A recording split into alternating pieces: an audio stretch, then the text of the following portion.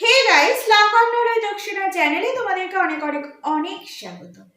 আজকে আমি তোমাদের সাথে আলোচনা করব বিবাহ বিচ্ছেদ মুলতবি থাকাকালীন দ্বিতীয় বিয়ে করা সম্ভব নাকি দ্বিতীয় বিয়ে করা বৈধ, মানে বিবাহ বিচ্ছেদের সময় দ্বিতীয় বিবাহ কি বৈধ, এ বিষয়ে আইন কি বলছে সেই সম্পর্কে বিস্তারিত তথ্য আমি এই ভিডিওর মাধ্যমে তোমাদেরকে দেব।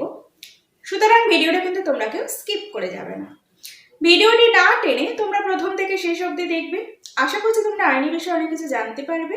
আর তোমাদের যদি আইনি বিষয়ে কিছু জানার থাকে অবশ্যই তোমরা আমার কমেন্ট বক্সে কমেন্ট করে দিতে পারো। আমি চেষ্টা করব সেগুলো তোমাদের সাথে আলোচনা করতে। ভিডিওটি ভালো লাগলে অবশ্যই করে লাইক, শেয়ার এবং সাবস্ক্রাইব করতে তোমরা ভুলবে না। পাশে থাকা বেল আইকনটি অবশ্যই প্রেস করে দেবে, যাতে আমি ভিডিও যখন আপলোড করব সর্বফার্স্ট নোটিফিকেশন যেন তোমরা পাও। তো চলো দেরি না করে ভিডিওটি শুরু করা যাক।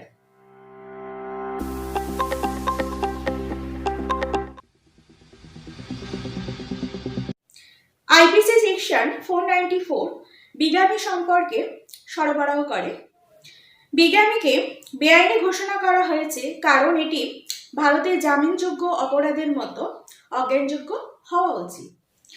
আগের বিবাহ সম্পর্কটি গোপন রেখে কোনো স্ত্রী বা স্বামী যদি আবার দ্বিতীয় বিয়ে করে থাকে তাহলে এই ধরনের অপরাধ বা প্রতারণা আইপিসি সেকশন 495 এর অধীনে শাস্তিযোগ্য হিসেবে গণ্য করা হয়, মানে ধরে নেওয়া হয় এই ধরনের অপরাধকে।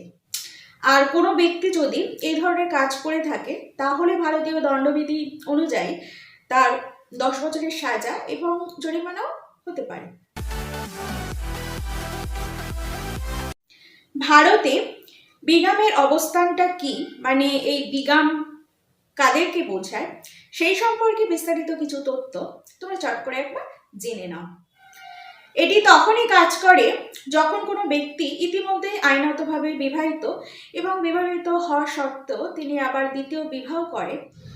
ভারতীয় আইনে একগামী সংস্কৃতি রয়েছে, হিন্দু আইনের কোনো মূল্য নেই বা বিগামীদের কোনো বৈধতা নেই, তাই এটি বিগামীদের কোনো অনুমতি দেয় না আইনগতভাবে। যদি একটি ব্যক্তি বিবাহিত এবং তার স্ত্রী জীবিত, সেই অবস্থায় তিনি যদি দ্বিতীয় বিবাহ করে থাকেন তিনি সেক্ষেত্রে দায়ী হবে যখন তার প্রথম স্ত্রী সেই স্বামীর বিরুদ্ধে অভিযোগ আনবে। তবে মুসলিম বিবাহের ক্ষেত্রে একটি পুরুষ 4টি বিবাহ করতে পারে। বিগামি গঠনের জন্য গুরুত্বপূর্ণ কারণগুলি কি কি সে বিষয়ে আইন কি বলছে চলো তোমরা চট করে একবার সেগুলো জেনে নাও। নাম্বার 1, বিগামি ফ্যাক্টের জন্য আগের বিবাহের অস্তিত্ব থাকা উচিত এখানে।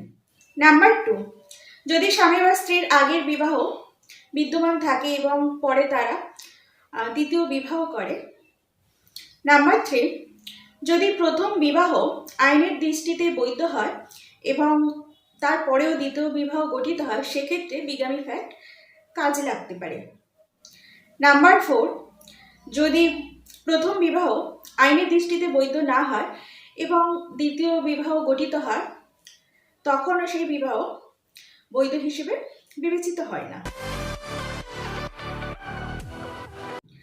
বিবাহ বিচ্ছেদ মুলতবির সময় দ্বিতীয় বিবাহ বৈধ, মানে বিবাহ বিচ্ছেদ চলাকালীন সেক্ষেত্রে দ্বিতীয় বিবাহ কি বৈধ, এ বিষয়ে আইন কি বলছে চলো তোমরা সে বিষয়ে কিছু তথ্য চট করে একবার জেনে নাও।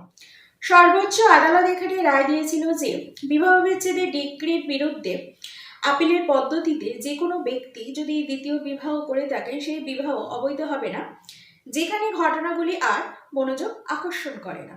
হিন্দু বিবাহ আইনের 15 ধারা ডিকোড করার সময় যা বিবাহ বিচ্ছেদকারীদের বিবাহের সমস্যা নিয়ে কাজ করে বলা হয়েছিল যে আপিল খারিজ না হওয়া পর্যন্ত দ্বিতীয় বিবাহের ওপর আরোপিত নিষেধাজ্ঞা এমন পরিস্থিতিতে অনুসরণ করে না যেখানে পক্ষগুলি নিষ্পত্তি হয়েছে এবং আপিল চালিয়ে যাওয়া যাবে না বলে দৃঢ় প্রতিজ্ঞ। উদ্দেশ্যমূলক প্রযোজনা নীতি অনুসারে আমরা মনে করি যে আপিলটি খারিজ না হওয়া পর্যন্ত হিন্দু আইনের 15 ধারায় হিন্দু বিবাহের অসুবিধা আর প্রযোজ্য নাও হতে পারে, যেখানে ঘটনাগুলি সম্মত হয়েছে এবং আপিল চালিয়ে যাওয়ার সিদ্ধান্ত নেওয়া হয়েছে। আইনের 15 নম্বর ধারায় বিবাহ বিচ্ছেদের পরে উভয় পক্ষই দ্বিতীয় বিবাহ করতে পারে, মানে দ্বিতীয় বিবাহ উভয় পক্ষের ক্ষেত্রে বৈধ যদি না তালাকের ডিক্রির বিরুদ্ধে আপিলের অধিকার না থাকে। হিন্দু বিবাহ আইন একইভাবে একটি সহায়ক প্রবিধান এবং একটি দরকারি প্রবিধান, এবং এটিকে একটি ব্যতিক্রমী উপায়ে ব্যাখ্যা করা দরকার যা এই আইনের আইটেমটিকে আরও এগিয়ে নিয়ে যাবে। ভিডিওটি দেখার জন্য তোমাদেরকে অসংখ্য অসংখ্য অসংখ্য ধন্যবাদ। ভিডিওটি ভালো লাগলে অবশ্যই করে লাইক, শেয়ার এবং সাবস্ক্রাইব করতে তোমরা ভুলবে না। পাশে থাকা বেল আইকনটা অবশ্যই প্রেস করে দেবে, যাতে আমি ভিডিও যখন আপলোড করবো সর্বফার্স্ট নোটিফিকেশন যেন তোমরা পাও। আর তোমাদের যদি আইনি বিষয়ে কিছু জানার থাকে অবশ্যই তোমরা আমার কমেন্ট বক্সে কমেন্ট করে দিতে পারো, আমি চেষ্টা করবো সেগুলো তোমাদের সাথে আলোচনা করতে। থ্যাংক ইউ আমার পাশে থাকার জন্য।